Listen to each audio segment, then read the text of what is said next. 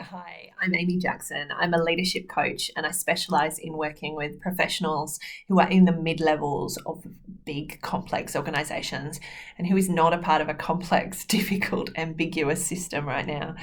The tactic I want to share with you today is around one of my favourite topics, the power of the pause. Now, I first came across this from a public speaking perspective, when we are great communicators, we know how to hold the pause. But now I work with it in very tangible ways with leaders because taking a moment to pause can make the world of difference to our capacity to respond in the moment rather than react. Right now, there's a lot of reactivity going on. It's easy for us when we are in high stress state and when those around us are in high stress state to just keep running. To some extent, we need to move. Obviously, we need to move fast in the current situation. Things are changing faster than our brains can even vaguely get on top of. But for me, that's even more reason to be mindful of taking a pause.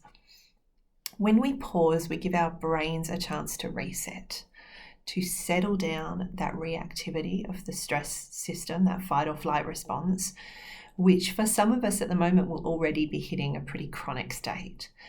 If we can take a moment to slow it down, we activate bigger and better thinking in our brains in this moment. So, how do we do it? It doesn't need to be big. If you are about to get on a video call with a member of staff, take a deep breath and then step in.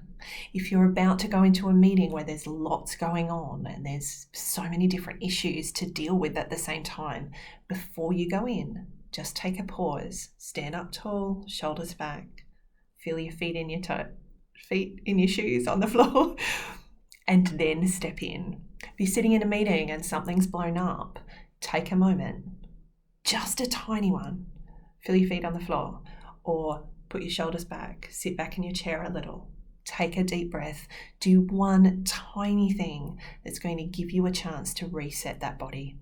The emails come flooding in, you can feel the worry building. Take that tiny moment to pause as often as you can during these complex, messy days.